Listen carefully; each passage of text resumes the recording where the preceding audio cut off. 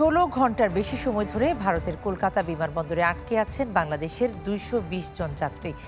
ঘন কুয়াশার কারণে রোববার রাতে কলকাতায় অবতরণ করে মালয়েশিয়া থেকে ঢাকাগামী মালন্দো এয়ারের একটি বিমান।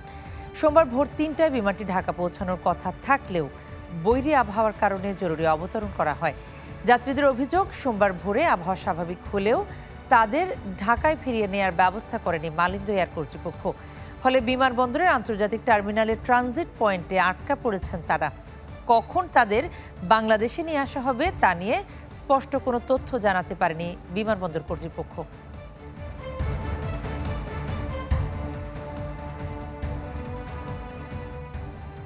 দর্শক, এই বিষয়ে আরো বিস্তারিত তথ্য জানাতে পশ্চিমবঙ্গ থেকে আমাদের সঙ্গে যুক্ত হচ্ছেন সহকর্মী শুভজিৎ পুততুন্ডু।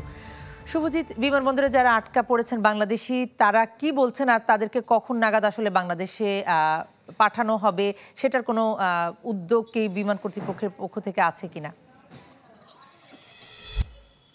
কণা, প্রথমেই বলে রাখি যে বাংলাদেশের যে প্রযুক্তি থাকার কথা ঘন কুয়াশার মধ্যে বিমান অবতরণের, সেই প্রযুক্তিগত ঘাটতি রয়েছে। ফলে এটা প্রতিদিনই প্রায় একাধিক বিমান কলকাতা বিমানবন্দরে অবতরণ করে, যেগুলো মূলত রাতের বিমান। কুয়াশার কারণে এই শীতের সময়টা দেখা যায় 3 থেকে 7টি বিমান প্রায় নিয়মিতই অবতরণ করে।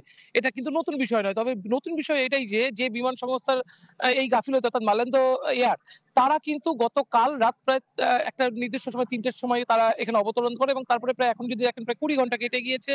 এবং কলকাতা বিমানবন্দর কর্তৃপক্ষ বলছে যাত্রীরা কলকাতা বিমানবন্দরে অবতরণ করার পর এই বিমান সংস্থার কোন রকম কাউন্টার দিনভর খোলেনি, ফলে তাদের সাথে যোগাযোগই করা যায়নি। এবং তাদের যে নয়াদিল্লির অফিস বা ভারতের যে আঞ্চলিক অফিস, সেই অফিসের সাথেও তারা যোগাযোগ স্থাপন করতে পারেনি। যাত্রীরা একাধিকবার কুয়ালালামপুরের যে হেডকোয়ার্টার, সেখানেও যোগাযোগ করার চেষ্টা করেছে, তবে সেখান থেকেও কোনো তথ্য পায়নি। পাশাপাশি তাদের জল, খাবার যে পানি, সেই খাবার পানি বা খাবারের যে ব্যবস্থা করা, সেটাও করা হয়নি। ফলে যাত্রীদের কাছে, যাদের কাছে টাকা ছিল তারা কিছু ব্যবস্থা করতে পেরেছে, যাদের কাছে ছিল না তারা একেবারেই করতে পারেনি। এবং এটা নিয়ে কিন্তু রীতিমতো ক্ষোভ প্রকাশ করেছে কলকাতার দূতাবাস। কলকাতার দূতাবাস বলছে যাত্রীরা ঢাকায় ফেরার পর আগামীকাল যাত্রীদের ফেরার ব্যবস্থা করেছে এই এয়ার কর্তৃপক্ষ, যেটা কলকাতা বিমানবন্দর কর্তৃপক্ষ জানিয়েছে। এবং সেক্ষেত্রে হিসাব করলে প্রায় 30 ঘন্টার বেশি তাদের এই বিমানবন্দরে থাকতে হবে।